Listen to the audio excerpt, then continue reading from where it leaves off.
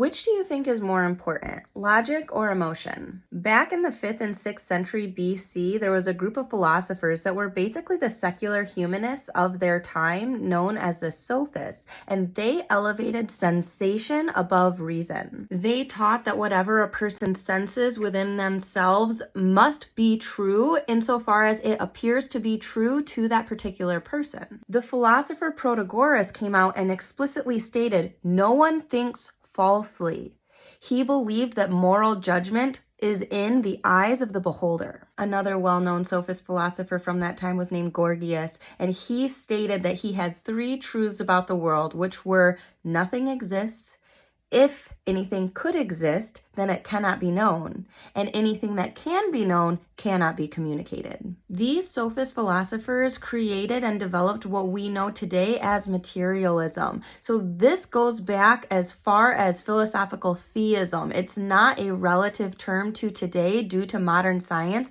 This has existed, materialism has existed since the 5th and 6th century BC. But perhaps the most well-known materialist from this time would be Democritus. He is who developed the atomic theory, that everything could be boiled down to an atom, and the atom was the smallest particle to exist, and that nothing could be smaller than an atom because it would go into infinite decay. And so he basically said, the atom is it, and we are done. He taught that the only 2 things that exist are atoms and empty space. However, unlike the modern materialists, ancient materialists still believed in the presence of the soul. Democritus taught that when a person would die, the soul is basically composed of a bunch of atoms, and those atoms would disperse and leave no substance of the person behind. Democritus even went as far as to say that free will didn't exist. But in the future from his presence on Earth,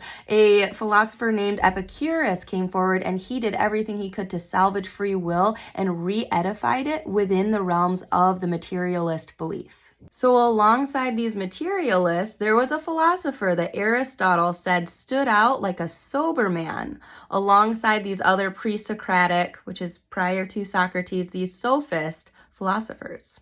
His name is Anaxagoras, and he was the first Western philosopher to draw the distinction between what was then known as hylo and nous, which we would now call matter and mind. This distinction set the tone for how philosophy is discussed from that point forward. Either mind precedes matter, or it is merely the product of material processes. Do you know which one Anaxagoras believed in? It was the mind. He believed that mind preceded matter, and this was the first notion toward the existence of God that is noted within Western philosophy. He believed and taught that the mind exists completely independent of matter, and that it is limitless and pure, and that it sets things in order. It sets everything in order. This is opposite of what materialists would believe, that mind comes after matter, that it is simply a product of our environment.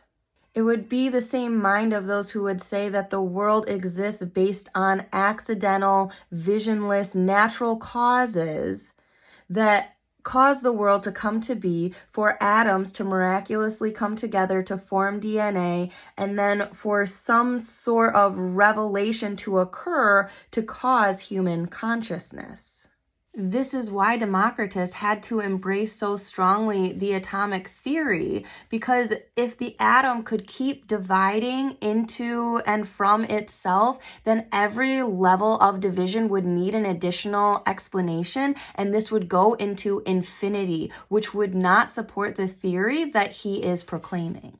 Ultimately, due to the moral relativism that the sophists presented and the idea of nothing exists, and if it does exist, it could not be known, and anything that can be known cannot be communicated, the sophists were therefore the first to actually devalue knowledge. So, I mean, if I'm honest, that part of materialism doesn't settle right with me because I do believe that knowledge is power and that it is an important facet of our being. I do believe that our mind exists independent of matter and that it does keep things in union with how we move along. And I agree with Anaxagoras' summation that I reviewed here. So basically, Protagoras would have claimed that all moral standards come from us, and there is nothing beyond our own values by which we can measure our own actions. So I am accountable to myself, you are accountable for yourself, and this is the epitome of moral relativism, which we are seeing today. And seeing as to how I do seem to be inclined toward Aristotelian philosophy, St. Thomas Aquinas, those pieces, I am intrigued to see how this book continues to play out, to compare and contrast these, and to hear your thoughts alongside it as well. So please do let me know what you think so that we can dialogue about this. That's the only way that we are going to grow in our capacity of knowledge, which in whatever philosophy that you would ascribe to, knowledge is still in existence. It's just how it exists that we would differ.